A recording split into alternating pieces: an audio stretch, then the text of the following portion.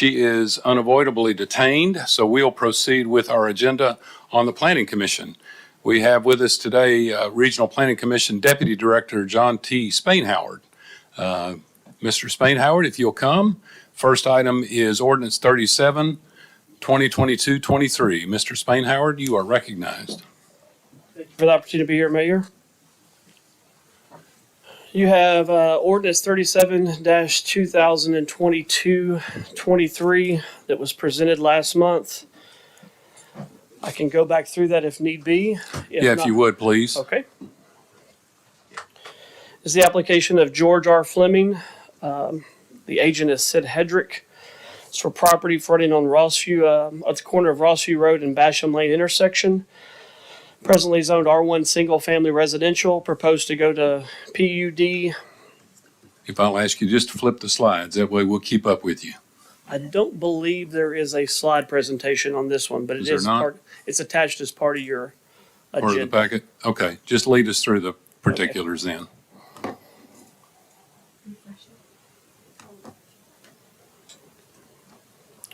It would not be an extension of the zoning classification. It's a track on the southwest corner of Rossview Road and Basham Lane intersection. It's currently described as a grassland field with rolling hills and tree lines. The applicant's statement of proposed use is to develop an apartment complex that's been shown in the site plan and included with the applications. It is in the Rossview planning area.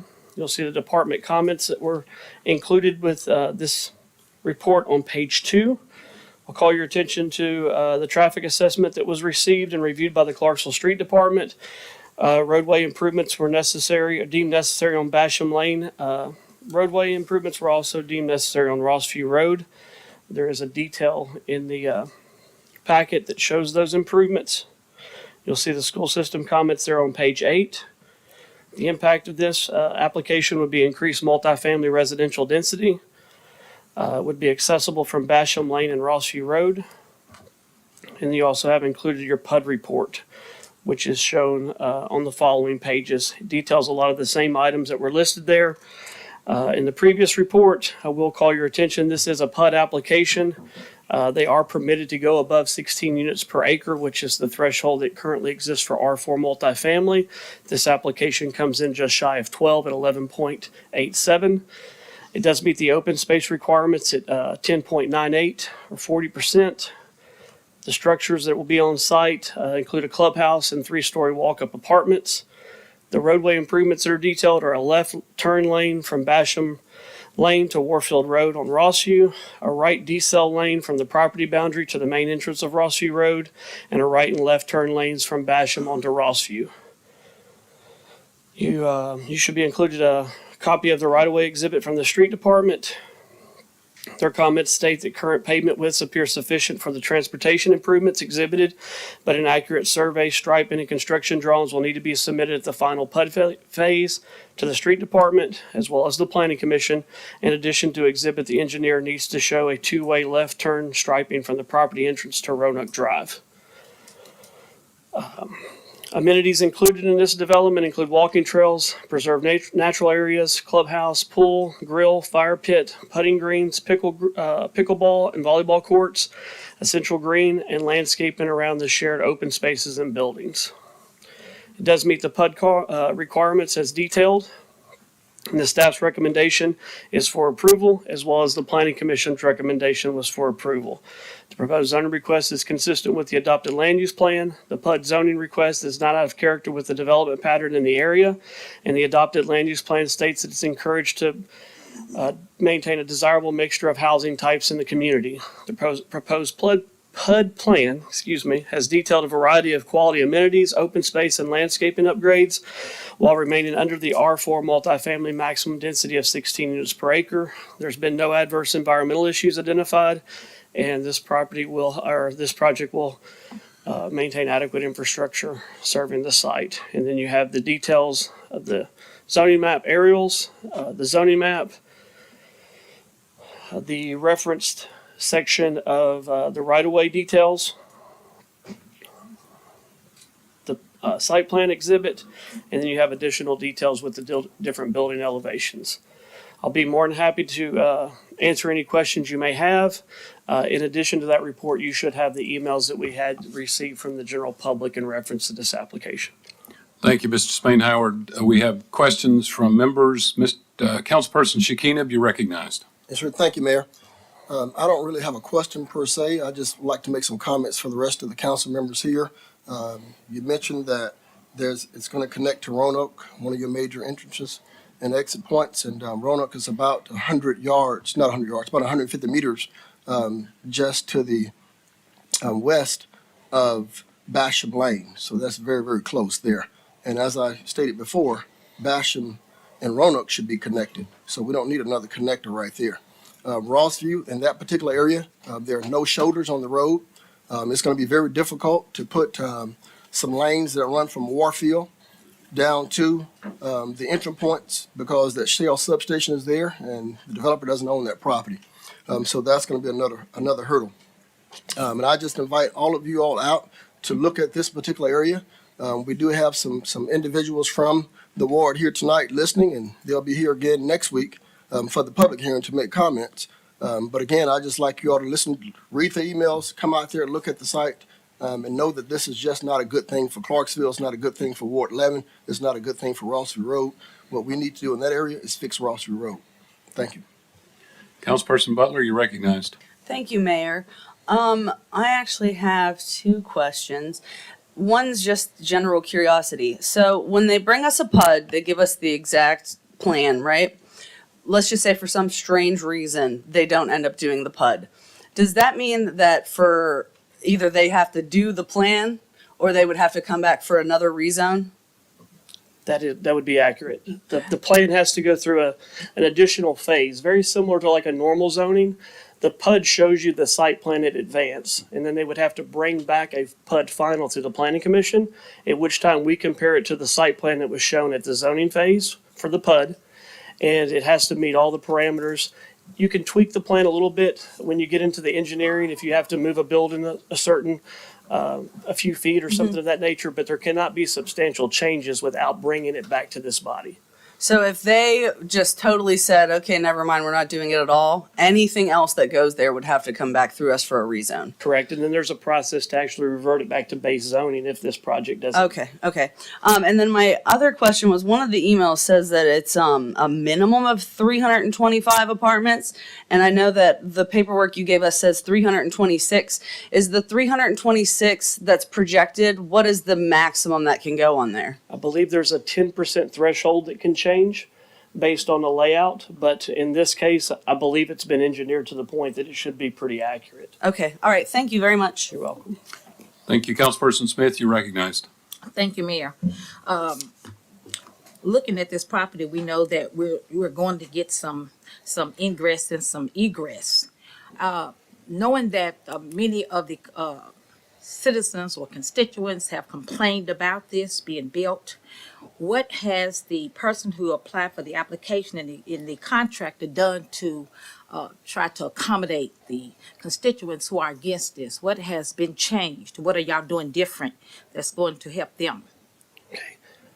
If I understood your question correctly, as far as what the contractors do to accommodate the public concerns, I think they had a couple of meetings. The planning commission staff didn't attend those. That would probably be a better question to ask them when they're here for the public hearing process. But the items that were identified about traffic and those type of things were addressed by the Clarksville Street Department, and a plan updated to meet the requirements that they asked for the traffic concerns.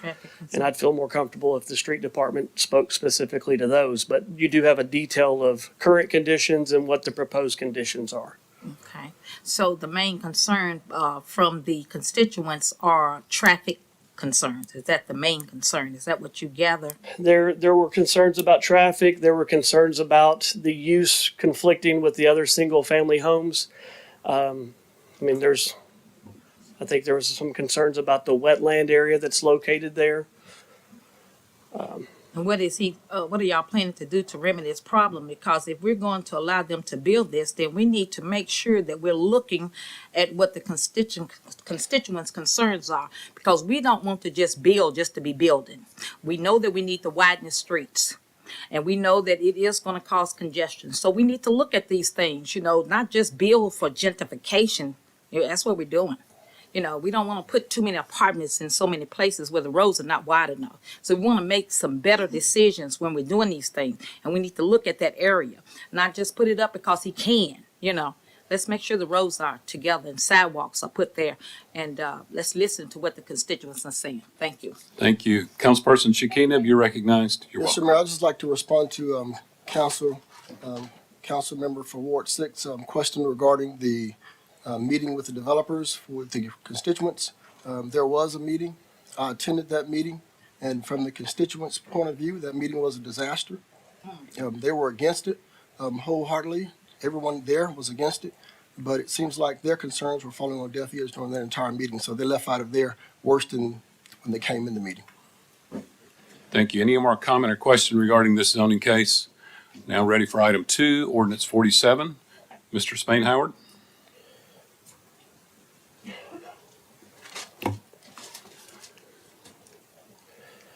Okay, this is Planning Commission case Z73, ordinance 47-2022-23. It is the application of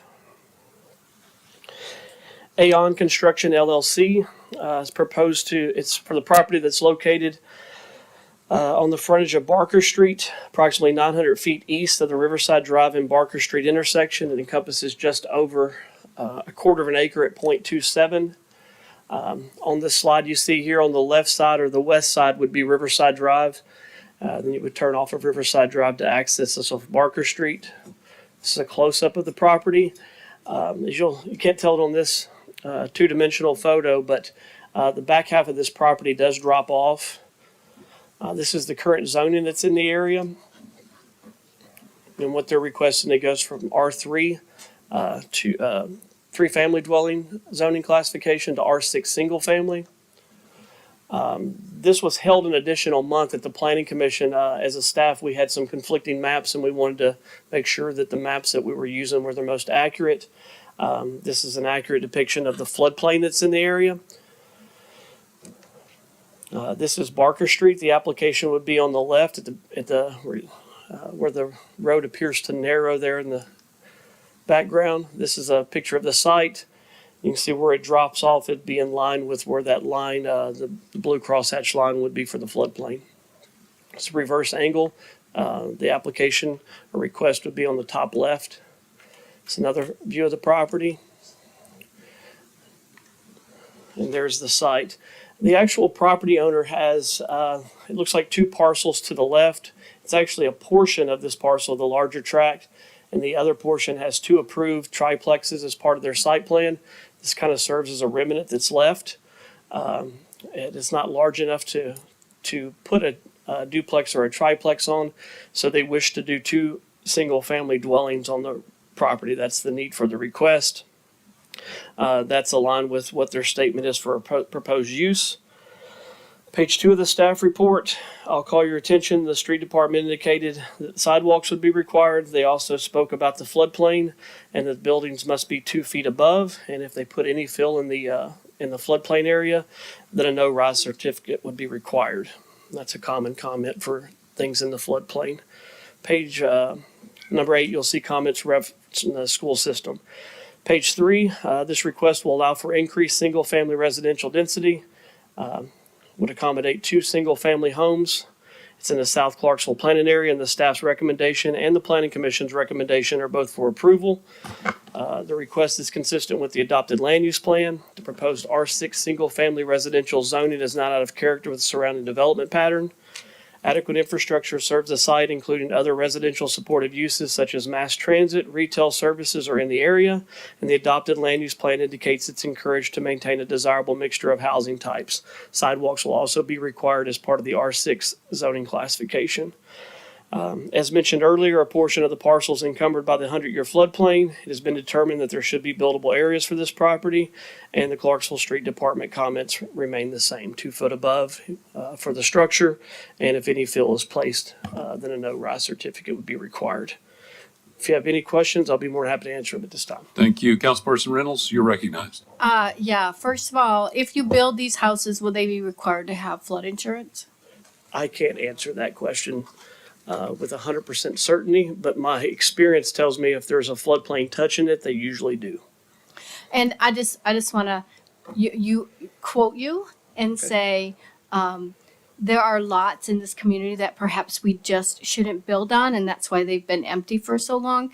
I have concerns that we're encroaching the flood lines as, we have climate change and more unpredictable, weather that those lines are just gray at best every day of the week. So I have concerns for this, and I just was, do we have a specialist that's really, like, I know that you asked about getting the lines verified. I'd like to know who did that. I remember it was delayed for that reason. Okay. Yes, we share the same concerns you do. That's why we held it an additional month to make sure that the data that we were looking at was accurate. We have individuals with the Clarksville Street Department that overlook the drainage, of which the floodplain, and it references their comments. We also have a FEMA flood reviewer in our office who maintains the maps, and that's when we noticed that we had one map that said one thing and a GIS data field that said another. After reviewing all the data sources, we removed the one that we thought was inaccurate, and it does appear to be inaccurate due to parcel shift, and we're confident that this can be developed outside of the floodplain. So that's why we're recommending approval at this time. But we've gone through all the processes. Additionally, what I can tell you is the zoning is just one portion of the step. These lots would have to go through a platting process, at which time an engineer would have to submit the official data for review. The street department and all other departments are copied into those, and then that line has to be established with a third-party engineer reviewed by our office and then the engineering staff at the street department. So if it can't meet those, it won't get approved. I just have concerns for building buyer beware homes in our community. Understand? Councilperson Smith, you're recognized. Thank you, Mayor. Simple question. Were there any oppositions from the citizens? Any oppositions? There was no one that attended the meeting that I recall. We did get a few phone calls, and when we explained what they were, they didn't express any opposition. You know about what size these structures would be? Unfortunately, I'm not involved in the building permit side of it, so I'm not sure. And they didn't express the square footage that they were building. So how do you know what zone you're supposed to use if you don't know the square footage? Well, So how do you know what zone to use? They've requested the zoning classification, and then they will have to build a home that can fit within the setbacks in that zoning classification. So what's the square footage? They haven't made application for a building permit as of yet. That would be pretty premature at this point. Seemed like it would be premature, giving them a zone, not knowing what size the homes are gonna be. That seems premature to me. Okay? Thank you. Thank you. Any other comment or question regarding this case? Seeing none, we're ready for item 3, ordinance 48. Mr. Spainhoward, please, sir.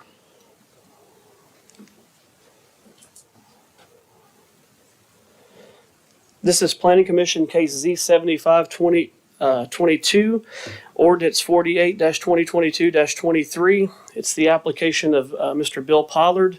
Wade Hadley is the agent, and this is for property located on the south frontage of Dover Road, which is US Highway 79, approximately 470 feet west of the Dover Road 79, Highway 79 and Kelsey Drive intersection. As you can see, Kelsey Drive would be on the left side of the property. The request is crosshatched there. This request encompasses 2.2 acres. These are former single-family home locations that those homes have been demolished. Adjacent and south of the property would be an existing mini storage facility. Portion of this property is currently zoned C2 as well as R1. The blue shading would be the C2 portion. The remaining C2 portion is the mini storage facility that we mentioned. On this photo here, you'd be looking at the site on the left, just beyond the tall banner there. It'd be the grass area behind the truck. This is the adjoining mini storage facility. This is a close-up photo of the site and the adjoining properties. And this is reverse angle what's across the street. As stated, the request encompasses 2.2 acres, presently zoned R1 and C2, proposed to go to C5 Highway and Arterial Commercial District. This would be an extension of the C5 zoning classification. These properties are described as long narrow parcels fronting on Highway 79 Dover Road, and they're currently cleared and fairly level, as you saw in the photographs. The reason for this request stated by the applicant is to rezone to the highest and best use for a prospective buyer to build a retail strip center. Page 10 is the department comments that received in reference to this application. I'll call your attention to when the site plan submitted would be required to be reviewed to meet the city street department's access ordinance. The impact would be minimal based on the surrounding commercial properties that currently exist. This is in the High Point planning area. The staff and the planning commission's recommendation are both for approval. It's consistent with the adopted land use plan. The C5 highway and arterial commercial zoning request is an extension of a developed commercial node of activity and is in character with the development pattern for the area. Adequate infrastructure will serve the site, and no issues from an environmental standpoint have been identified. If you have any questions, I'll be more than happy to try to answer them. Thank you, Mr. Spain Howard. Any comment or question? Seeing none, hearing none, we're ready for item 4, ordinance 49. Mr. Spain Howard, please, sir. Z49 2022-23 is Planning Commission case Z7722 2022, and it's Ogish Kamir Patel's request to go from R1 single family to R2 single family residential. This would be an extension of the R2 request. And I can show you that R2 portion here in just a moment. This would be the west frontage of Welchwood Drive.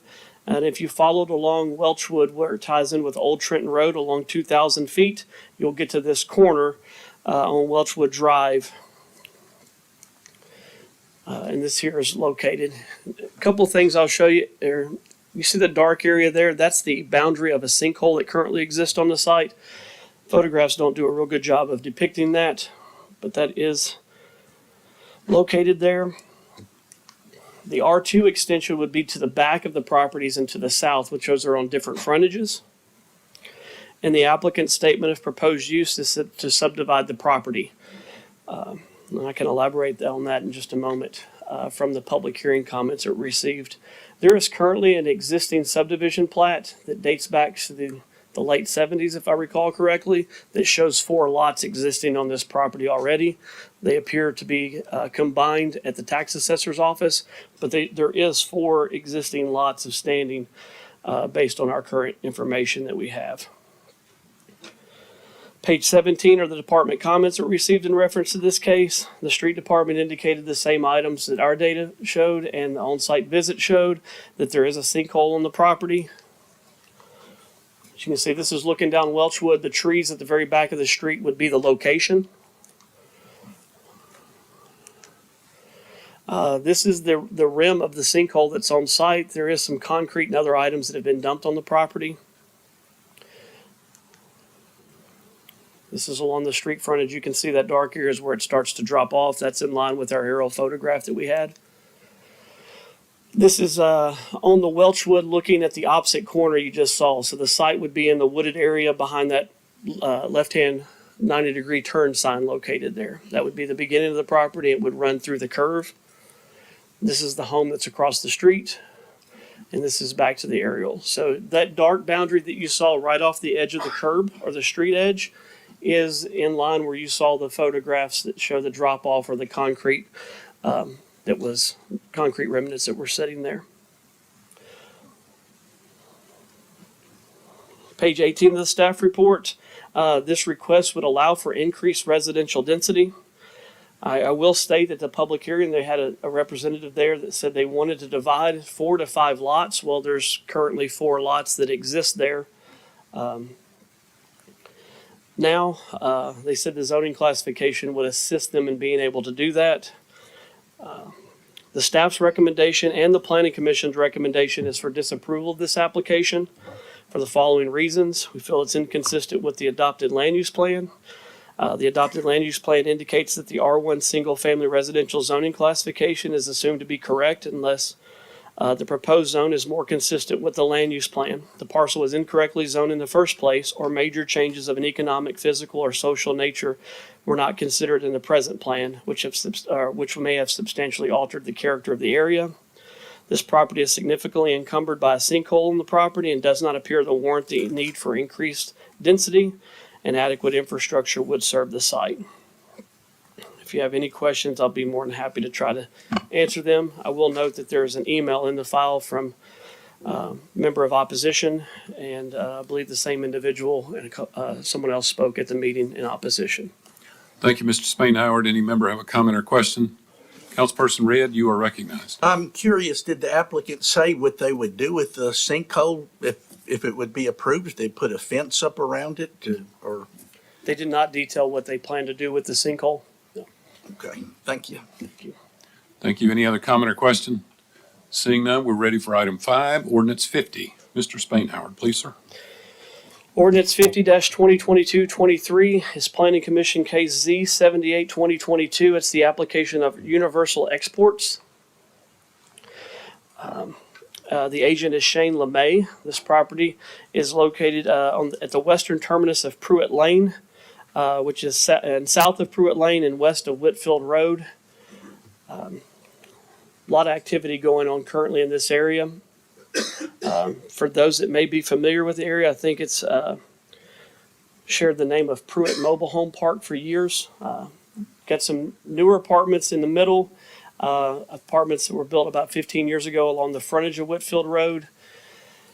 The existing connection to Pruitt is a little bit different than what shows up on the aerial because there's been a realignment for the property that's been developed to the west and to the north. You see the line that kind of cuts out around. There's a new public right-of-way that's located there. They've abandoned a portion of the old Pruitt Lane, and then there's a connection to the property to access this now. So it would be that new connection. You can see where they've graded and strawed the area to recover grass, but it would be just to the right-hand corner of this is where that new access would be. This looks down the street of Pruitt Mobile Home Park. You've got several aging mobile homes that are located there, and then there's a 90-degree dog leg at the end with some additional mobile homes. This is the apartments that you saw in the aerial photograph. And you'll have to forgive me. That new road alignment, I believe that photograph came out pretty blurry when we loaded it, but there's a new road alignment there that gives them access off of the new public road that serves the property that's to the north and to the west. Okay, this request does encompass just shy of 7 acres at 6.96, presently zoned agricultural, and proposed to go to R4 multifamily residential district. This would be an extension of the R4 district.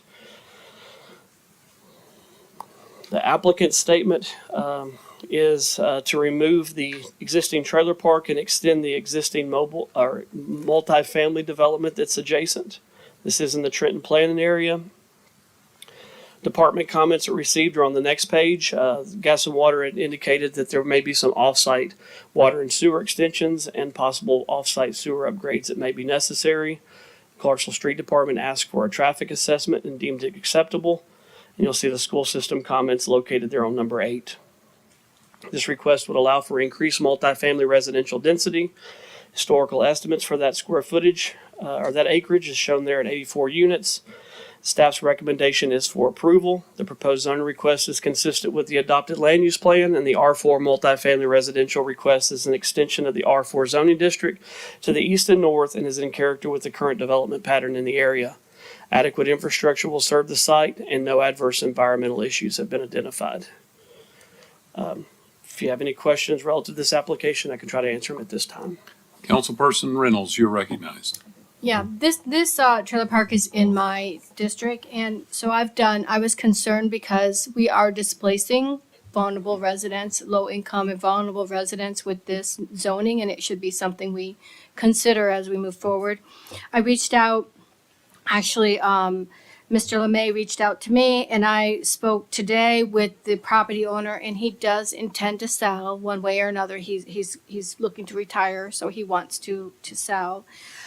He did indicate that all the trailer homes are rented. They're not owned. I think, about a year or 2 years ago, we had another trailer park that we rezoned, and those were personally owned. These trailers are owned by the property owner and rented. They are rented at a very low income rate. He said there's approximately 45 units currently, and 41 of them have a trailer on them. He indicated that he has pretty much a complete turnover in 24 months. When I spoke to the builder, it's about 2 years. So if we do approve this, these are residents that we're going to have to reach out to and help find affordable housing, because they're not going to be able to move into the apartments that were currently available in our community. This is another 41 people that we are displacing from this area. So just, I will reach out next week before our meeting to Mr. Newbern and see what our options are for these people. Thanks. Councilperson Markey, you're recognized. Thank you, Mayor. I'm, curious as to the current zoning, because it says it's ag, but we have trailers on it. Was that allowed back in the day? Did that change? It just seems inconsistent. We did some general research on this application about 2 years ago, because that was a question that came up. Okay. Anytime we look at the zoning applications, we had that R4 that was expanded there, and we started looking at things and make sure the map is accurate anytime we see some abnormalities. It appears this trailer park predates zoning in some of the areas that are located there. It's had a couple different names. The longest standing name is the Pruitt Mobile Home Park. So present our more current mobile home parks would actually have an R4 designation and then go through an approval process to have the mobile home park approved. So in this case, you have what would probably be referred to as a legal non-conforming use. Yeah. All right. Thank you. You're welcome. Thank you. Any other comment or question? I see none. Mr. Spain Howard, anything else? Nothing unless you guys have any more questions. We don't think we do. Thank you, sir. Thank you all for the opportunity. All right. We're going to go back up to the top of our agenda. We have with us Alicia Hodge, a legal consultant with MTAS, to give us a refresher on the Sunshine Law with a side of social media, I think. So, Ms. Hodge, thank you for being here. You have a presentation and copies. If you'll give those to Lieutenant Gill, he'll distribute those. And then ask members to save their questions to the end.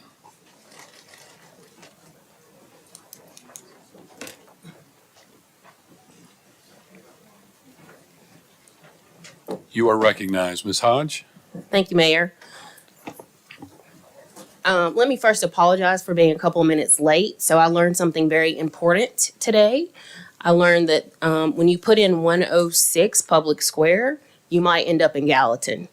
And that's what happened. I ended up in Gallatin and then flew from Gallatin to Clarksville. So I do apologize for being a few minutes late. So we are going to talk this afternoon about the Open Meetings Act. To get into our slides, the Open Meetings Act in Tennessee is codified at 844-101 and following. I'm sure that most of you all at this point are aware of the requirements for the Open Meetings Act, but I've been invited today just to give a refresher of what's required by the statute.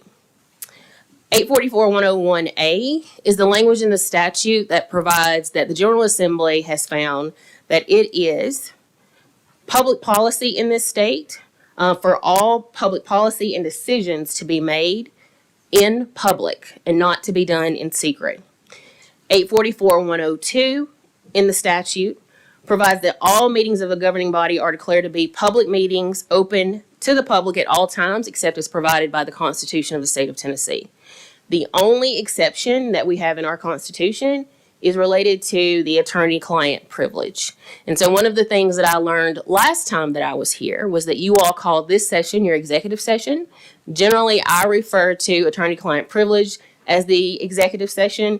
And so when I was refreshing for this, I reminded myself of that. So the only exception that we have is for the attorney-client privilege executive session.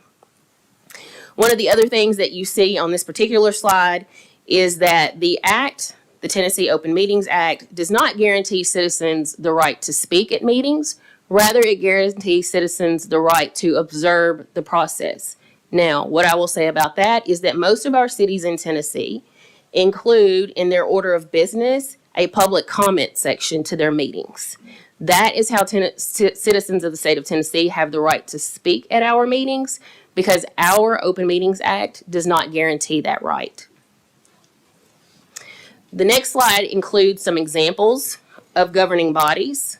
So, of course, the council, all of your committees that have been established by you all as a council are going to, if they are making recommendations to you all, or they have decision-making authority, they are going to be subject to the Open Meetings Act, and you can see different kinds of boards and commissions on that list. Utility boards, we get a lot of questions about IDB boards. All of those boards that have public policy or public decision-making authority, if they are created by the legislative body, are going to be subject to the Open Meetings Act. This next slide addresses chance meetings. So I get a lot of questions about chance meetings. And not only chance meetings, but what we call informal assemblages, which is also some language that you will see on that slide. And so basically those are circumstances and situations where you all might run into one another outside of the adequately noticed public meeting. In those circumstances, there is nothing wrong with you greeting one another, with you talking about family, talking about social events, talking about things of that nature. But what the language in the statute says is that chance meetings and informal assemblages cannot be used for purposes of circumventing the spirit of the Open Meetings Act, which means that in those circumstances, you cannot use that opportunity to talk about something that is either on the agenda or might be on the agenda related to public business that should be discussed in the public meeting. So when we talk about our Open Meetings Act in Tennessee, we talk about the fact that all of the deliberations and all of the decision making has to be made during the public portion of the adequately noticed meeting. So what constitutes deliberation in Tennessee? And you can see in the very next slide that's in your handouts that I have included some language from a case that comes out of Metro Nashville. That case is the Johnston v. Metropolitan Government of Nashville and Davidson County case. The style is at the bottom if you want to pull the case. And I actually recommend that you do pull this case if you have not read it before. It is really informative from the perspective of what have the courts decided constitutes deliberation and decision-making in this state. And you can see in the middle of the slide there that as far as deliberation is concerned, the courts have said that the deliberation includes weighing arguments for and against a proposed course of action, the type of debate and reciprocal attempts at persuasion that would be expected to take place at the council meeting in the presence of the public and the council as a whole. So that is what constitutes deliberation. So anytime that you are engaging with multiple members of this council, and you are deliberating, and now you have a definition of what constitutes deliberation, then that's going to trigger the Open Meetings Act, which means that that needs to occur in a public, open meeting where there are minutes. That's what you need to always remember. As far as what constitutes adequate public notice, so in our statute, we don't have a bright line rule for what constitutes adequate public notice when we were talking about regularly scheduled meetings or, for that matter, special called meetings. What the language in the statute says is that regular meetings are those that are previously scheduled by statute, ordinance, or resolution. They could also be established by some entity's bylaws. And then special called meetings are those meetings that are not regularly scheduled or not previously scheduled by statute, ordinance, or resolution, or bylaws. What we know from the cases in Tennessee is that what constitutes adequate public notice is going to be based on facts and circumstances. That is what the courts have said in almost every open meetings case that we have in this state. What are the facts and circumstances that surround the notice that were provided? And what the court always looks to in those cases is whether or not the notice that was provided gave interested citizens the ability to exercise their right to be present at the meeting. That's what we look at when we think about if notice is adequate public notice. And that is whether it's a regularly scheduled meeting or a special called meeting. So for most cities, what they do for regularly scheduled meetings is they will put notice out in their newspapers, on their social media sites. Some of our cities, our smaller cities, don't use newspapers for publication purposes. They place in multiple places around their city. But it will be something as simplistic as the council is going to meet X date, X time, X place to discuss public business. So for purposes of regularly scheduled meetings, our courts have said that's sufficient as long as it goes out in enough time.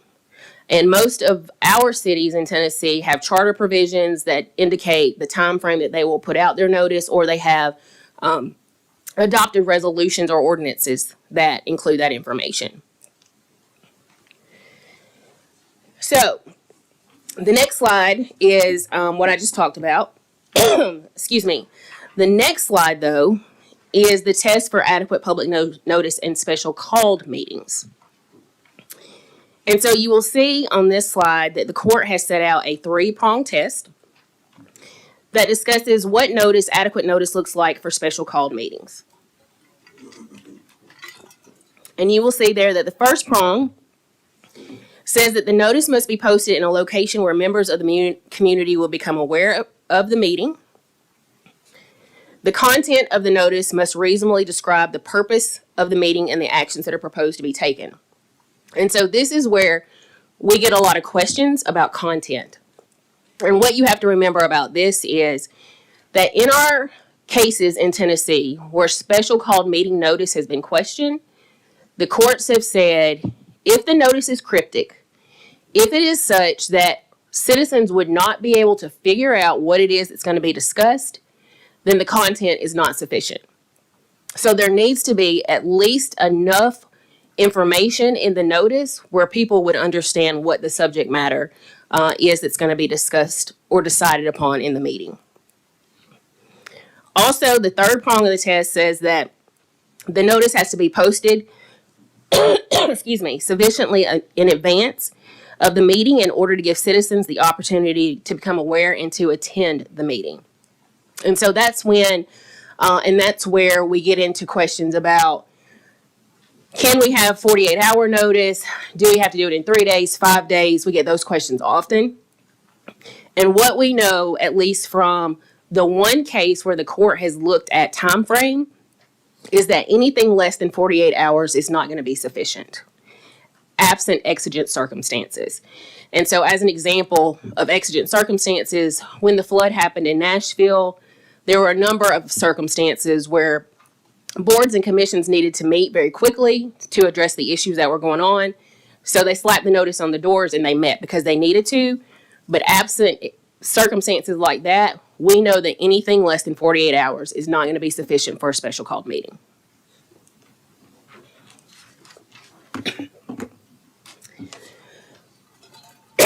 Excuse me. The next slide that we'll look at is the attorney-client privileged executive session.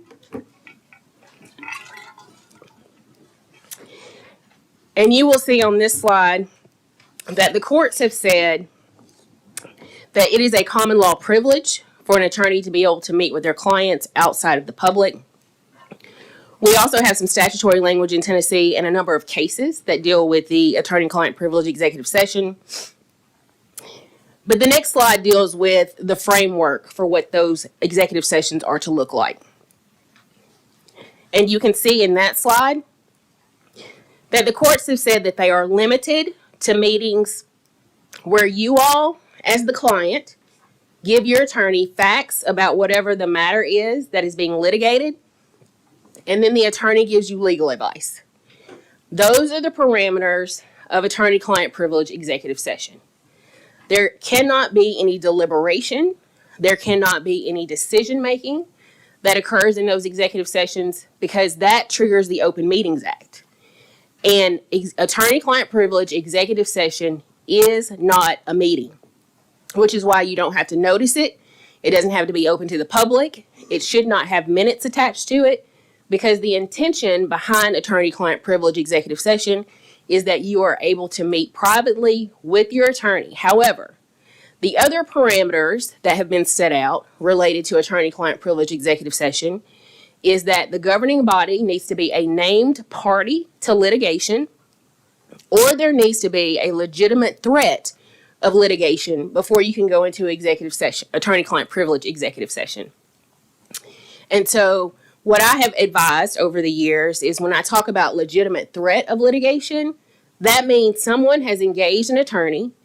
The attorney has come to someone in the city, especially the city attorney or town attorney, and said, if you take the following action, if the council does X, I am going to sue on behalf of my client.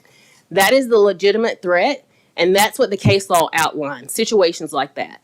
So absent a situation where the city is either a named party to litigation or there's a legitimate threat of litigation, you cannot go into attorney-client privilege executive session. And then again, the only things that can happen there are you all provide facts to the attorney about whatever the matter in dispute is, and then your attorney provides you legal advice. But if and when you get to the point where you have to start deliberating about what steps do we take next, or what decisions are we going to make related to this, all of that has to be done in the adequately noticed public meeting that the public is invited to and you have minutes of. And so here's my checklist that just goes through exactly what I've just explained. And the very first thing, I did not say it, but it needs to be said. So the attorney has to be present. In order for there to be an attorney-client privilege executive session, your attorney must be present. Now, whether that is physically present in the room, whether that is present through some type of electronic means, that's the only way that you can have an attorney-client privilege executive session. And then everything else we've just talked about, except rule number 4. And I want to put this out there as well. So there are a lot of AG opinions in this state. There are a number of cases in this state where the issue of settlement agreements and whether or not settlement agreements and discussions around those have to be done in an adequately noticed public meeting. And in all of the cases that we have, as well as all of the AG opinions that we have in this state, it has been made very clear that yes, even in circumstances where a governing body is trying to figure out how are we going to settle this matter, what is our settlement authority going to be, all of that conversation has to be done in public, which we all understand puts a governmental body in a precarious situation because you're basically tipping your hand. And whoever's on the other side of the litigation knows what it is that you're willing to settle for. But at this point in time, that's what the law in this state is. As far as meetings and minutes are concerned, you heard me say just a few minutes ago that the requirements under our state law for adequately noticed public meetings is that there also be minutes. This slide is the language from the statute laid out, and the minutes have to be promptly and fully recorded. They also have to be open to public inspection. I will throw in this, that even draft minutes are open for public inspection. I always suggest that my customers stamp draft across them if they have not been approved, but draft minutes are public minutes and they are accessible to the public. You will also see there that the minutes are to include the records of the individuals who are present, so that would be you all, and all motions, proposals, and resolutions offered and the results of the votes that are taken. You also see there at the bottom of the slide that there is a case that is cited. In this particular case, again, this is a case that involved Metro Nashville. The minutes were not fully recorded. And so there were actions that were taken by the board that were not fully recorded in those minutes. And the court said that was an open meetings violation. And so it's very important when you all, I know that your staff does a great job in preparing the minutes, but it's very important that when you get those minutes that you actually review them before you approve them, so that you can make sure that every issue that you all took up and took a vote on particularly is included in the minutes, so that no one can allege that there's an open meetings violation because your minutes are not fully recorded. The next slide deals with audit committees, and I just put this in here to show you that there is a statutory exception for going into executive session, but only in the context of meeting as an executive committee, as an audit committee. And you will also see on this slide that there are several reasons why audit committees can go into executive session that are not allowed for attorney-client privilege executive sessions. And that's the only reason I put that slide in there. Public versus secret voting. So this is ballot voting. I don't know if you all ever use ballots. I have a number of governing bodies that do use ballots. The only thing that I want to point out about this is that regardless of how you vote, your vote has to be public. So everyone has to know how it is that you are voting. There has to be a record of how you are voting. Otherwise, the statute considers that to be a secret vote. The next slide deals with electronic participation. And so we'll take a minute when we talk about this slide to also talk about social media. So prior to the last session of the General Assembly, there was language in the statute that allowed probably 2 or 3 cities in this state to participate in meetings electronically. They were manager commission form of government. It was population limited. They could only have 3 members on their governing body. For those cities that language was specifically written into the statute for, they no longer met that criteria. And so the language was removed from the statute this past legislative session, which now means that there are no governing bodies in the state of Tennessee that have the authority to participate in meetings electronically. There is authority that may be 1 or 2 members, depending on what their situation is. And when I say situation, it is they are members of the armed forces, they have papers, they are on active duty, and they are away. There's an exception for those members to participate in meetings electronically. But otherwise, there is no language that allows a member to participate in a meeting electronically, as well as the entire board to participate in the meeting electronically. I know that during COVID, we had all of the governor's executive orders, and it was only because of the governor's executive orders that we were allowed to participate in meetings electronically at that time.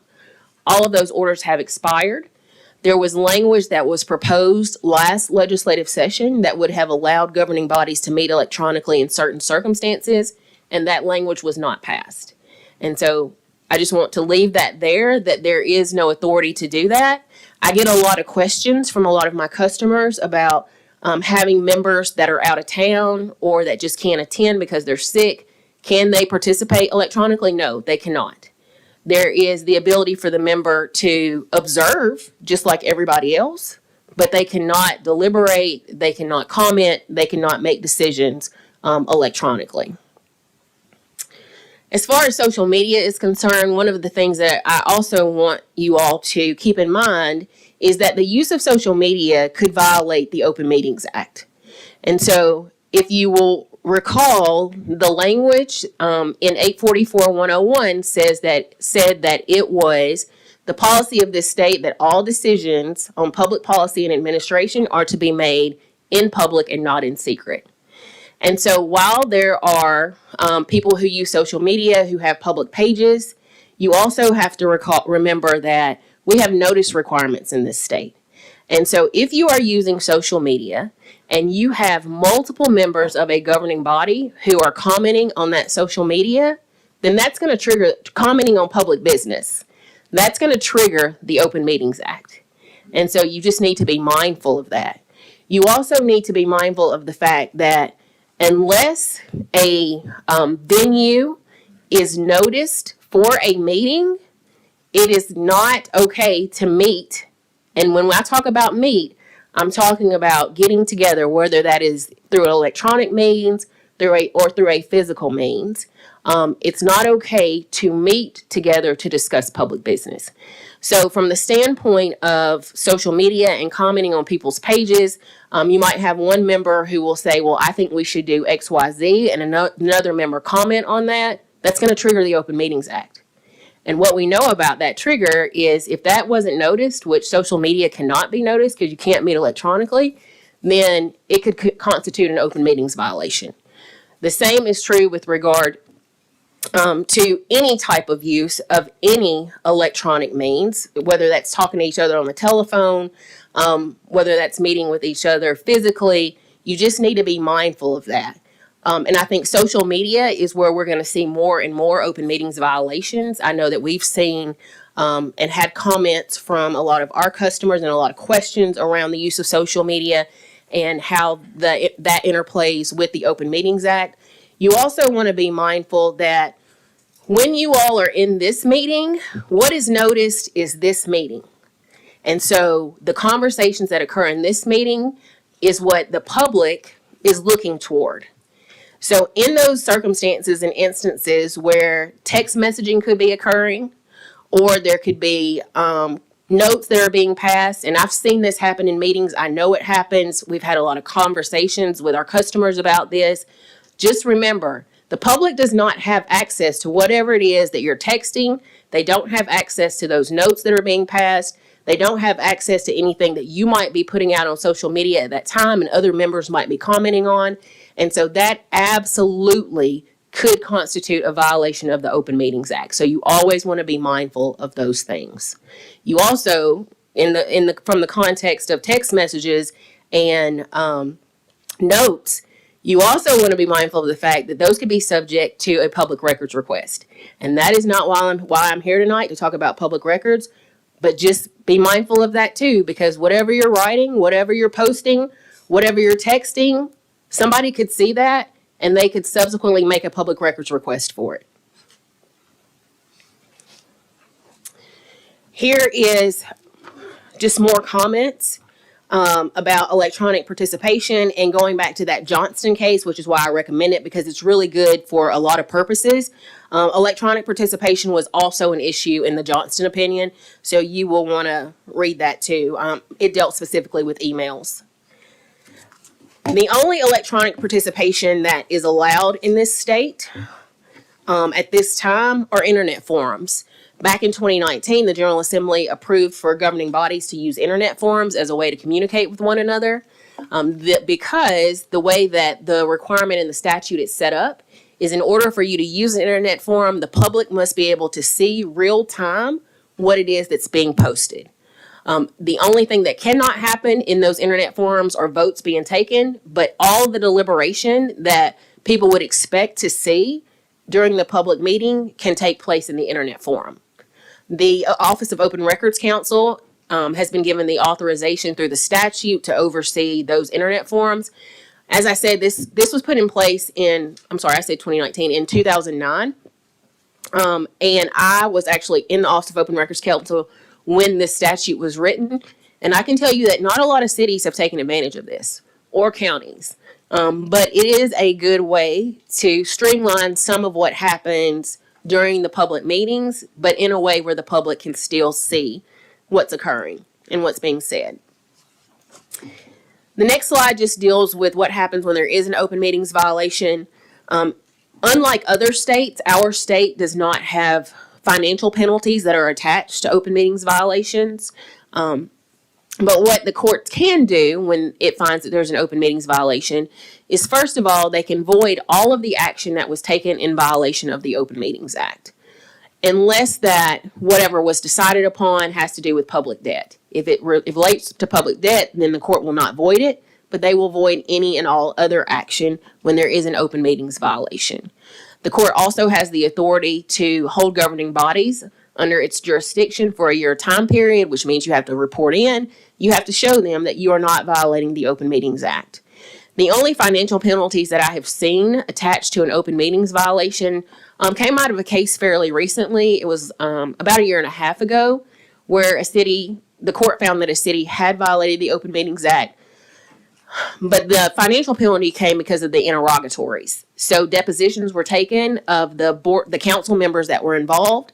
Some of the council members said things that it was subsequently proven was not true, related to the conversations that they had.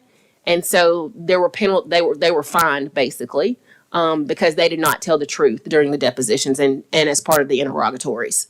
And that fine was pretty hefty. The next slide just deals more with what happens when there's an open meetings violation. And we've talked about most of what's included in that. I think the best example for you all as to what could ultimately happen when there are a series of open meetings violations is what happened in Knoxville several years ago, where all of the members of the commission were ultimately ousted. Because not only were there a series of open meetings violations, but there were also allegations and claims made that some of the members had been appointed inappropriately. And so every member was ousted. So what happens when there is an open meetings violation? Well, one of several things could happen, but I want to talk specifically about curing violations. And so what our courts have said in this state is that just because there is a violation, that does not mean that that is the end of the world. There is the ability, and governing bodies have the ability to cure those violations. And you will see on this slide that I've taken language out of the Nice versus Paris Special School District case. And in that case, there was an open meetings violation, but what happened subsequent to that was that the governing body came back into an adequately noticed public meeting, and they talked about all of those things that they had discussed in violation of the Open Meetings Act. And when they did that, it was not a rubber stamp. It was not a calling up an agenda item, somebody making a motion to approve the agenda item, getting a second and moving forward. What the court said that they did was have new and substantial reconsideration of the issue that had been discussed in violation of the Open Meetings Act. And because of that new and substantial reconsideration, the court said that they had cured their violation. And so in those circumstances where the act is inadvertently violated, if you find yourself in that position, my recommendation to you is make sure that that item is on the agenda as quickly as you all can meet again, and have new and substantial reconsideration, discussion, deliberation, decision making around whatever that issue was. Do you all have questions? Thank you, Ms. Hodge. Any questions? Councilperson Markey, you're recognized. Okay. Thank you, Mayor. Okay, so I have two that I wrote down as you were kind of going through. Okay. All right. In the beginning, you mentioned about our executive session, the name of it, I guess, to kind of fall in line with everything that you mentioned. Would you just recommend us maybe changing it, or what? Is that something? Just keep it? No, I don't recommend that at all. That was just something that I had to learn. Oh, okay. When I came, that you all call it something different. Okay. And what I will say about that is, lots of governing body call it by different names. Okay. Lots of them call them work sessions or work meetings. Okay. It's just the name that's chosen. When I think of executive session, I always think of attorney-client privilege. Okay, gotcha. I wasn't sure if it was because everyone else was doing something different, but gotcha. And then my second one was based on the public access to meetings through electronic means. So obviously this meeting is currently recorded, but we're all present. But can the same thing be done with, like, let's say committees? Let's say they meet in person. Can they also stream it for the public to view? Yes, they can. Okay. And we have a lot of cities that do that. They will all meet in person, but they will also stream their meetings, or they will record them and put them on their websites. Okay. And I guess would that also allow them to, let's say they don't record video, but they do voice, and then let's say a resident can call in and listen. Is that also okay instead of for them just to listen? So call in and listen? Yeah, let's say like let's say we set up like some special number, but where we're still present, we have a mic set up. Can they almost kind of like a Zoom call but without video, I guess? Sure. So I think that can be set up logistically. I don't know if you all want to go through that, though. What I would recommend instead of doing that is just have the recording and make it available. If somebody wants the recording, that they can get that after the meeting. Gotcha. Thank you. Man, I want to make it clear that what you're saying is, while it might be okay for a council member to observe electronically, say they're on vacation or something, the meeting, they can't talk, Correct. They can't participate. That is right. And Yes. certainly can't vote. Yes. Okay. But your question was around It's citizens. for the residents, not- right. yeah. Yes. Councilperson Smith, you recognized. Thank you, Mayor. Thank you, Ms. Hodges, for coming in. sharing with us what we need to know again. My question is concerning the electronic participation. Let's say, I know you said that the members of the board and commission do not have the ability to email one another and deliberate towards or make decisions on public business via email. What about on your personal phone? So it doesn't matter. The medium that you are using does not matter. What matters is it public business? Oh, okay. Are you deliberating or are you making decisions? And if that is the situation, and there are two or more members doing that, which it would have to be if you're sending out text messages, it could trigger the Open Meetings Act. And so it should not happen. Okay, thank you. And another question is, let's say there's an organization, I don't want to call a particular organization, it could be a nonprofit organization that asks questions about the city. And a person would comment on that pertaining to something we have discussed here at the council. And so if we give our input on this, and I'll just name one, let's say Clarksville Chat, not punching nobody's face, not trying to put nobody down or anything, but let's say we gave our information as a city council person personally about what we thought about something we voted on. Is that a violation? So in my opinion, no, it's not. Okay. But what I will say about that, though, is when you have multiple members who start doing that, that gets into the deliberative process. Because even though in the scenario that you just gave me, you said it had already been on the agenda.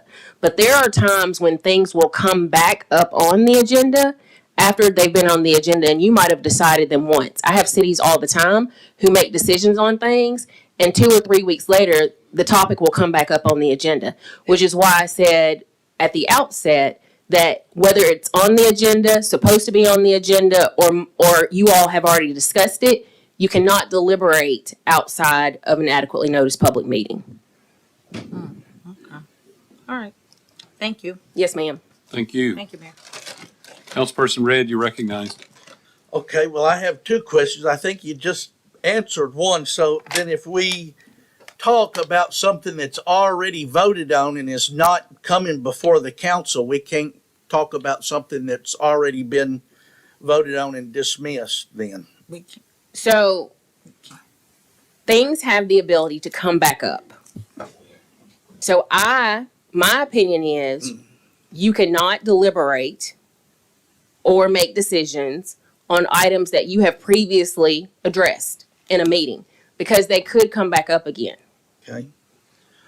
Question number two, and maybe you said this during your presentation, but these rules apply to all governing bodies, including the state legislature? I did not say that in You my didn't? presentation. I wasn't for sure, but does it apply to the state legislature? It does not. It does not. No. These rules, they pass these rules to us, but they don't put them on themselves. The rules do not apply to the legislature. Okay. Just want to make sure. Thank you. But let me say this. I will say that, and I've been doing this for a while, that their meetings are now streamed so that you can see what is happening. So I think there is more transparency in their processes than when I started this back in the day. Let me give you a hypothetical that you can explain to the council members. There's a open meeting, we're having a publicly noticed meeting, it's a voting meeting, or maybe it's an informal, non-voting meeting. And the members are participating in a live chat or in a Facebook live broadcast or some other social media broadcast. Maybe, what's it called, YouTube or something like that? And they're participating, and there's 2 or more members that are on it live. If they, and maybe they don't send a message even intending directly for another member, but they post something about something that's being talked about. But happens to be 2 or more members are on it. Would that be potentially a violation of the Open Meetings Act? So I don't think the fact that 2 or more members are on it is what triggers the Open Meetings Act. I think the fact that 2 or more members are deliberating toward decisions, they are talking about things that, going back to what that Johnston opinion said, talking about things that you would expect to hear during the public portion of the meeting. And that's why I said when I was talking about social media and electronic participation, that what is noticed is this meeting. What the notice says is that you all are going to meet in this space. It's open and the public is invited to attend. The people who are in this space might not know that anything is being posted on YouTube or on Facebook chat or on anything else. So they don't have the ability to hear what it or see what it is that you all are discussing, which is why when you all come together as a council, you are coming together in this room where the public is invited and all of your deliberations and decision makings need to happen in this space, the adequately noticed public meeting. Would it be your advice to them to not participate in making comments on chat rooms and social media as the meeting is occurring? Yeah. If they're talking about something that the council's considering? So, yes, that would be my advice for a couple of reasons. Because you are, one, engaging with the people who are in this space. Two, is this meeting being streamed right now? I'm assuming it is. Yes. So everybody would have the ability, if they wanted to watch the meeting and do that. And what I have consistently advised my customers over the years is that oftentimes we don't intend to deliberate. We don't intend for violations of the Open Meetings Act to occur, but they do. Because our natural inclination is for somebody to say something and then for us to respond. And when that happens, it could trigger the Open Meetings Act, and then you have unintentionally violated the Open Meetings Act, which could result in a lawsuit. And so my advice has always been to my customers, whether it is meetings that are in person, whether it's electronically, over the phone, on social media platforms, through text messages, through emails, because I know that oftentimes people will send emails and they will do a push out to all of the members of the governing body. People's natural inclination is to respond. And that is how we get open meetings violations. Councilperson Reynolds, you're recognized. I'd just like to, one, remind the public that's listening that the state legislature passed these laws, but they did not include themselves. So just remember that when I ask the next question. My concern is we had a meeting and something we voted on and it was done, and then we have a conversation or we, a chance meeting and we discuss it. There's no way that we, with our magic 8-ball, can decide, can ever know that that's going to come back up in a year or even 6 months. I mean, half the time the agenda's a surprise Wednesday when I get it. So I just want, the cure is we just publicly say we met and talked about this, because there's just like no way that that's not going to happen by accident sometimes. We don't have a magic wand or ball to look into the future and know what's coming back or what might be on the agenda in 6 months, right? I mean, that's just, so the cure is if it happened, then we just cure it, right? Assuming you can get it cured before you get sued, yes. Okay. If I could Thank you. to that, it's an excellent point you made. It's a good point she made too. But if you're talking, let's say the council votes on something and it dies or it passes, whatever, and then a council member goes to the Kiwanis Club meeting or they go to, they go to a restaurant and they see people and people ask them about the vote. It's perfectly fine for them to talk about it.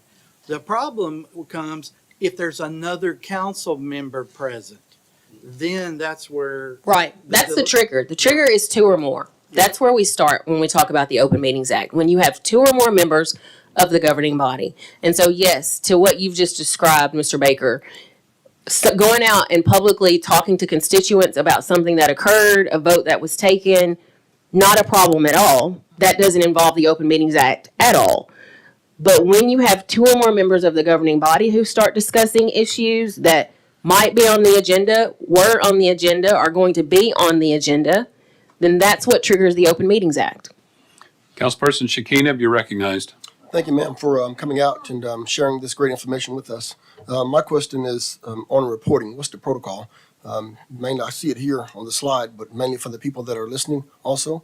If they have a question about, well, I think some guys are violating this clearly, and I have proof. So what's the protocol to reporting that? So I'll address this in two different ways. So for you all, as members of the council, if you think that's happening, then your means of reporting is to your city attorney. For members of the public, if they think that that happens, what I would recommend they do is get in contact with the mayor and lodge their complaint with the mayor. But they also have the ability not even to do that. They can just file an open meetings lawsuit. And so those complaints will come in various ways. Thank you. You're welcome. Councilperson Richmond, you're recognized. Thank you, Mayor. Thank you for the presentation. I just wanted a point of clarity. So when we make a public notice about the in this room meeting, does not the posting on a live streaming platform create a second posting of a meeting because public participants are participating? So it divides the audience. You have some participating via live streaming and some in here. Yes, but you have to remember what I said about what your authority is as the council. The only way that you have the ability to hold a meeting is in person. Right. You don't have the ability to participate electronically. So you are streaming as a courtesy to the public, Got it. but you cannot participate or deliberate or make decisions electronically. Okay. And not all members of the public have Access, exactly. Right. Yes. Okay. And then my second question, my follow-up question is, it might be helpful to, so one of the main things, all this is new, this is on-the-job training, OTJ. If you ever have to have a question for the mayor, who happens to be also the 13th member or the first member, however you want to coin it, how does that work? To go in and like, how do you discuss legislation becomes a deal, or questions, or just that portion of it might not even be about legislation. It's just about what is my job and all that. Does the public misconstrue that as, well, they're meeting or? So, Mayor, remind me, you vote in the case of a tie? Nope. No?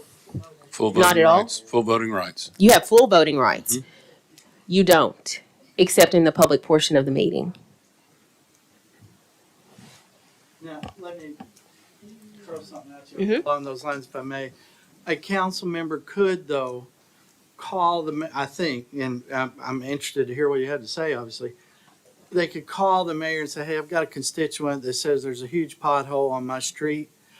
There's not going to be legislation about that. But he's just simply asking, will you call the street department? Because there's also a charter provision that says you cannot seek to influence department heads and direct them what to do. So they really are forced to go through the mayor to get constituent complaints answered. That's a big difference, and I don't see that as a violation because they're not deliberating about a policy decision or legislation that could come before the council. Right. So your question about legislation, I stand by that answer. What Lance has just described as the provision of facts, I have a constituent that has a pothole. I need somebody from Public Works to go out there. That's not deliberation. And everything that I've said in this conversation has been around deliberation and decision-making triggering the Open Meetings Act. One of the other reasons that I would suggest that you read that Johnston opinion that is cited in the materials is because there's really good discussion in that case around the difference between deliberating and the provision of facts and how one triggers the Open Meetings Act and the other does not. Councilperson Richmond, you have the floor. Thank you, Mayor. And I think that's where we might use some more training in the future. Okay. Because at times there are emails that are sent to disseminate information, and there may be questions, and rightfully or wrongfully, members could misconstrue this, that we are deliberating. So just to not be shut down when we have a right to disseminate information and vice versa, not to be ignorantly deliberating. So again, read the opinion. The opinion is so helpful on this issue in particular. But as I said before, my caution is always you have to be careful. So when you are sending those emails to everybody, even if it is just the provision of facts, do not be inclined to respond in a way that is going to get into the deliberative process. And oftentimes that is what happens. Right. And even sending the email, the original email with the information, could be taken as you trying to persuade and influence your fellow members on some policy choice or legislation. So it's a fine line. You got to be real careful. Big difference between, hey, Mayor, I got a constituent's got a pothole. Will you tell the street department to get out there and fix that for them, please?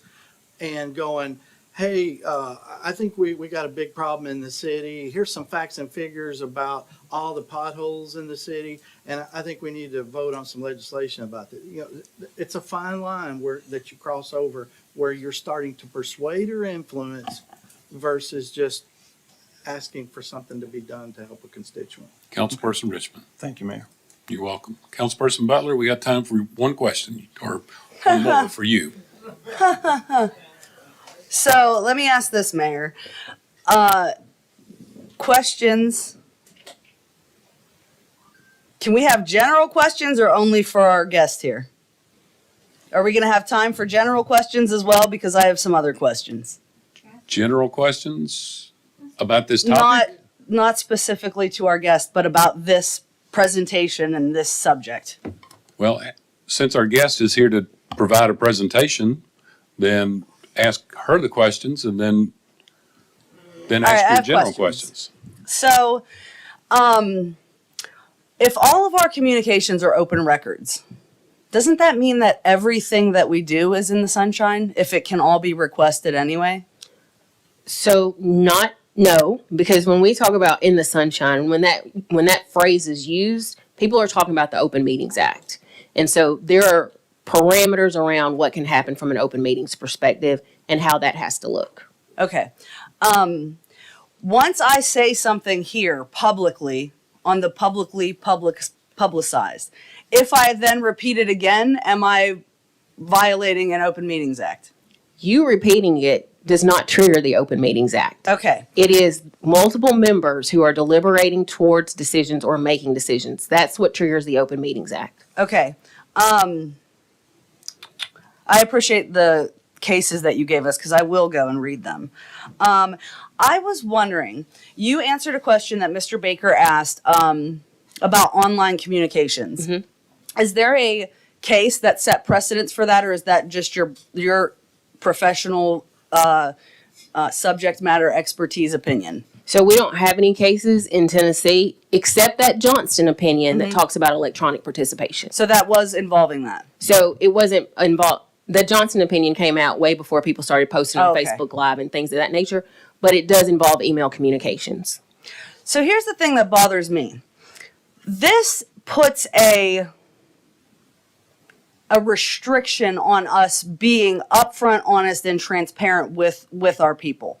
So, in regard to commenting on live streams and stuff, and sometimes I don't do it when I'm sitting here. Sometimes I do it after, I go home. If anyone feels the need to ouster for me for that, I invite it. But I'm not going to stop commenting to my constituents because someone might see two of us. Now, I don't go on there and comment back to somebody else here. Do you know what I'm saying?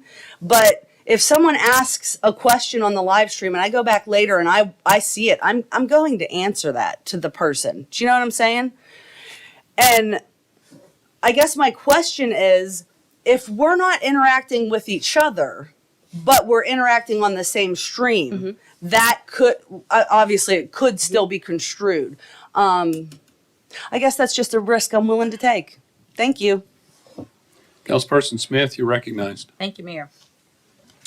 I have a question pertaining to like this. It goes this way. Let me fix the scenario. Okay. After we get through with meetings in here, our regular session is our voting session, and our executive is our discussion session. Is it okay for several members of this group to go outside and stand outside and discuss and talk about what we have just did? Is that a violation? So that goes back to what I said. So I can't say clearly what's a violation and what's not, because our courts have said that is what their job is, and it's very fact specific. But what I will say is, as I advised before, I do not recommend that any discussion outside of the adequately noticed public meeting occur on topics that have already been voted on, again, because they could come back up. So it's not good, and I understand exactly what you're saying. It's not good for us to stand outside and congregate after our public meetings that we vote on, to be outside, right outside here, to sit around and discuss what we have talked about. I don't recommend that. Okay, thank you. Thank you. Ms. Hodge, thank you for being here. Excellent presentation as always. Thank you. Madam Clerk, if you would, please read the consent agenda. That's where we are. All items in this portion of the agenda are considered to be routine and non-controversial by the council and may be approved by one motion. However, a member of the council may request that an item be removed for separate consideration under the appropriate committee report. Ordinance 33, 2022-23, second reading. An ordinance of the City of Clarksville authorizing the mayor or his designee to conduct negotiations and to enter an agreement for purchase and acquisition of easements and/or property rights for a public purpose for intersection modification on Fire Station Road. Ordinance 34, 2022-23, second reading. An ordinance authorizing the reimbursement and donation of property located at 456 Shelby Street to Habitat for Humanity for community development. Ordinance 38, 2022-23, second reading, amending the zoning ordinance and map of the City of Clarksville, application of Maynard family for zone change on property located at the intersection of Tobacco Road, south of Nussbaumer Road, and north of the Little West Fork Creek Road from R1A, Single Family Residential District, to R2, Single Family Residential District. Ordinance 39, 2022-23, second reading, amending the zoning ordinance and map of the City of Clarksville, application of Rita Home Builders Incorporated for zone change on property located at the intersection fronting the west frontage of Oak Street from R3, three-family residential district, to R4, multiple family residential district.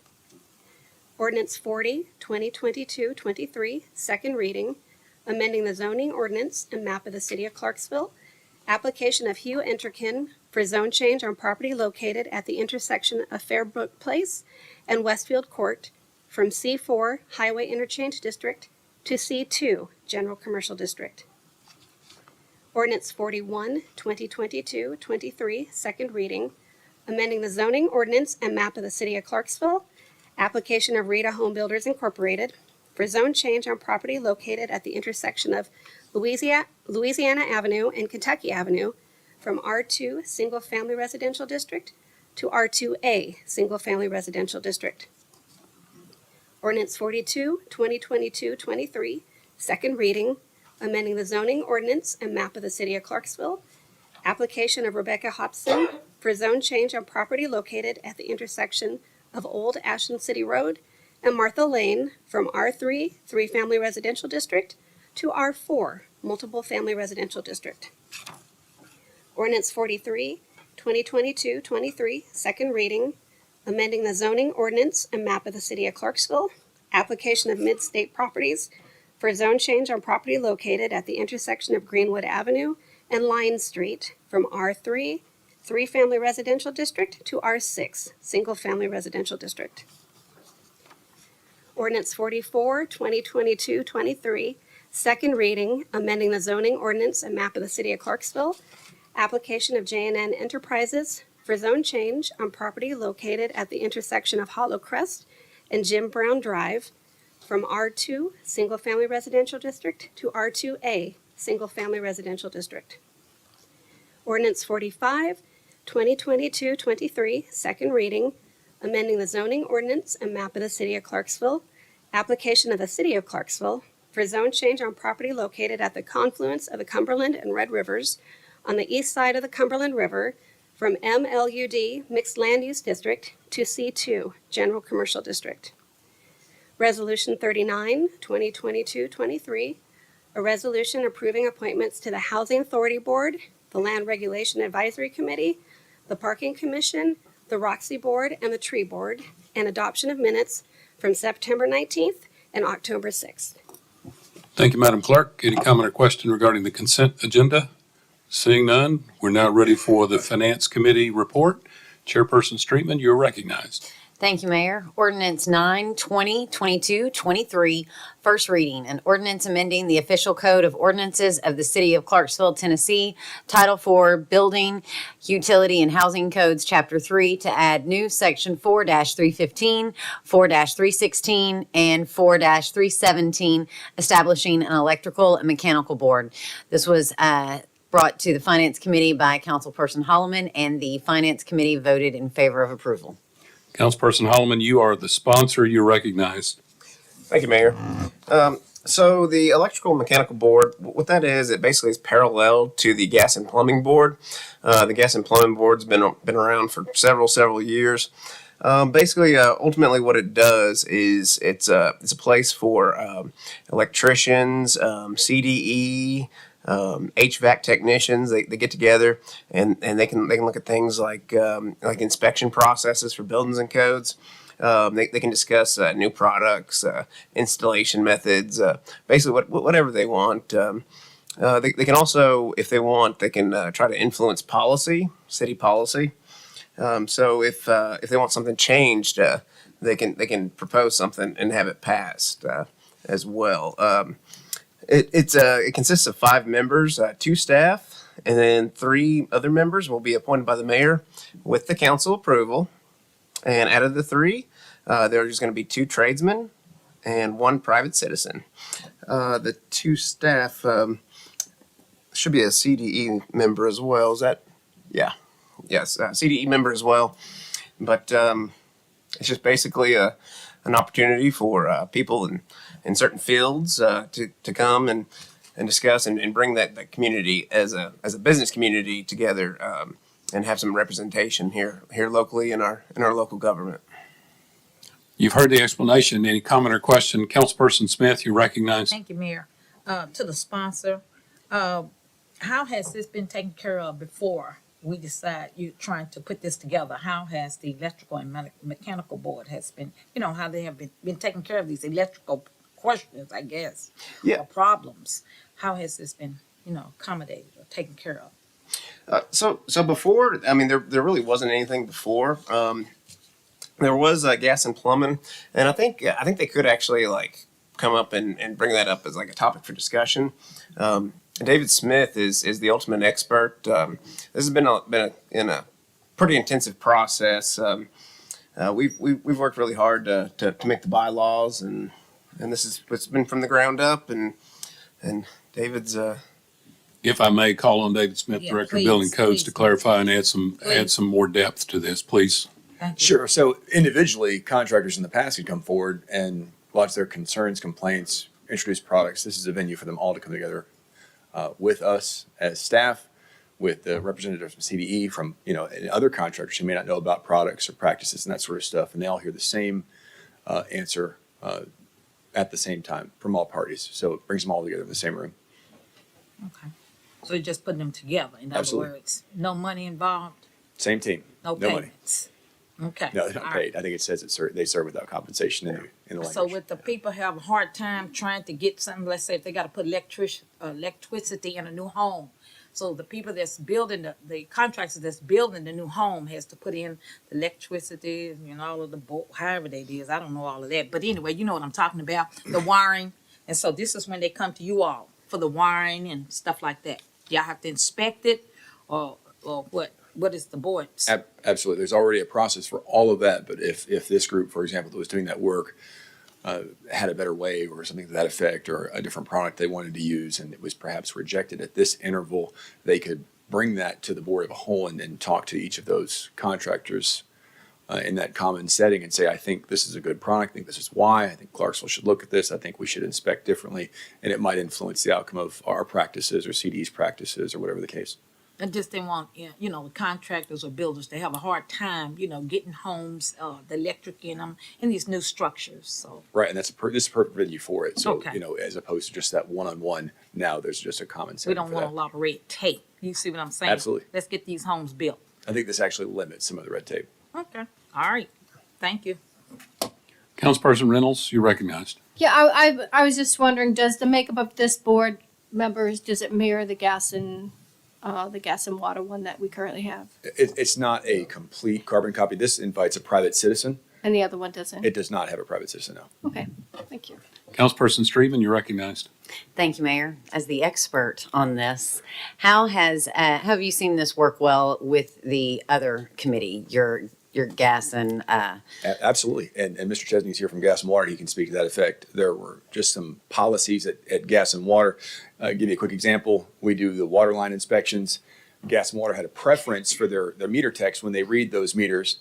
The code says they can be so deep, but we don't care how deep they are. There's just a minimum depth. Well, some of them were being installed so deep that the meter techs couldn't read them.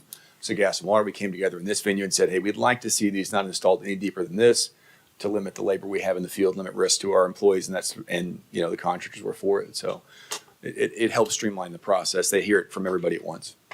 and if there's any changes that this group comes together and recommends or believes that we need that would happen to our city, anything that has to do with city code, that's still going to come before us to be able to, you know, make that decision. Absolutely, and I think it actually jumps through the board if it's, sorry. I'm sorry. Public Oh, safety. please. Well, it depends if I think if it's a change to electrical, it would come through the power board. If it's something that would influence building and codes, it would come through the public safety committee. Absolutely. Perfect. Thank you. Councilperson Smith, you're recognized. Something come about. Now, what are the type of issues would be coming before this board? Everybody that's building a house or anybody building a new structure, what would be the type of, things that would come before you? Let's say a new product lands that relates to. New products? Yeah, sure. Okay. Some new product lands. If there was an inspection practice that we had, like the previous example of the water line, if CDE had a practice, they have some policies about the number of elbows perhaps that are used in a electrical service line underground. And if there was a new product that came out that maybe was a flex connector that CDE would approve, that would be a venue for them to review it and to all the contractors at once explain why or why not that was a good option. All right, thank you. Thank you. Any other comment or question regarding this proposed ordinance? Councilperson Holloman, anything else? Nope, that's it. Thank you, Mayor. Thank you. Chairperson Streetman, you're Thank you. recognized. That concludes my report, Mayor. Thank you. Thank you. Now ready for Gas and Water Committee. Chairperson Red, you're recognized. I'll have a complete comprehensive report next Thursday, Mayor. Thank you. Neighborhood and Community Services Committee, Chairperson Streetman, you're recognized. I will have a full report next week, except I do want to mention there is a selfie challenge going on. It's in regard to a contest that the Neighborhood and Community Services Department is handling. If you'll go, you can look on Facebook and learn more about it. But this is an opportunity for people to take a selfie with the van. It's about lead paint and some great things that you can win. There are weekly winners, so I didn't want to wait a whole week and somebody miss out and not know about it. So please check out this information online and learn more about it and get involved in the selfie challenge. Thank you. Thank you. Parks and Recreation Committee, Chairperson Holloman, you are recognized. Thank you, Mayor. I'll have a full report next week. Public Safety Committee. Thank you, Mayor. I'll have a full report next week. Okay. Transportation, Streets and Garage, Chairperson Streetman, you're recognized. Transportation, you said Streetman, you mean Smith? I do apologize, Chairperson Smith. I had streets in my head. Thank you, Mayor, that's okay. I have your report, a full report on next Thursday, will be November the 3rd. Okay, thank you very much. We're now ready for new business. The ordinance 46, 2022-23 that was postponed from last month or October of 22. The sponsor is not here, so we will postpone a discussion on that in deference to the sponsor. Now ready for mayor and council member comments. Any council member have a comment? We are now, Councilperson Zacharias, you're recognized. Thank you, Mayor. First of all, I just wanted to say that I had a chance to see the press release about the sidewalks to schools. shared that with some of my colleagues, some fellow educators, and the response was very positive. I'd like to thank the street department and the folks over at CMCSS that worked together, and everybody on this commission, or on this council who helped pass that. That is going to be great things for Clarksville. Also, I had a constituent ask me to share something. There is an organization here in town. You can visit their website at selectyourcrown.org. That is selectyourcrown.org.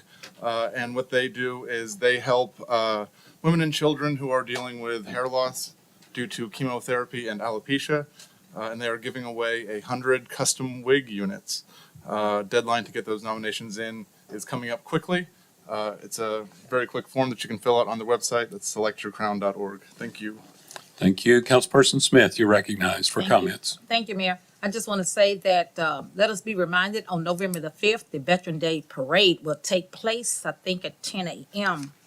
Also, at 1 p.m., we will be naming the gym at Burt Carr Community Center in the honor of Mr. Charles Elliott.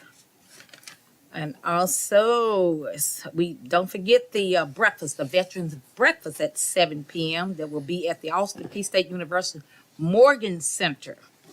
If you want to go get you some breakfast. That's all I have. Thank you. I said, oh, I'm sorry, at a.m. No, don't come at p.m. because it'll be over with. No, 8 a.m., 7 a.m. Okay, thank you, Councilor. Thank you. Councilperson Streetman, you're recognized. Thank you, Mayor. This weekend is the Clarksville Association for Down Syndrome Community Cares Walk and Expo. It will be held at the Wilma Rudolph Event Center. It is from 8:30 a.m. to 12 p.m. I would encourage fellow council members as well as people from the community to please come out, take part in this great event. I always enjoy being there. It's just lots of fun activities, a lot of kids that are there to have a great time, and would just enjoy seeing everybody out there. Councilperson Reynolds, you're recognized. I just want to remind the community that it's time to go vote. Don't make sure you cast your ballot. You can see your ballot at govototn.com, and your every vote matters. Thank you. You'll notice on the door frames as you came in, there's a QR code gives you access if you're in the room to the agenda. Instead of printing a bunch of agendas and wasting paper, we are making that available electronically. So if you're in the room and like to scan that and have access to it while you're in the room to follow along, you certainly can do that. Big thanks to Casey Williams, our communication staff, for coming up with that and working alongside our city clerk. We are now ready for public comments. If you're a member of the public and wish to address the council, you please come forward. Seeing none, hearing none, we stand adjourned. See you next week.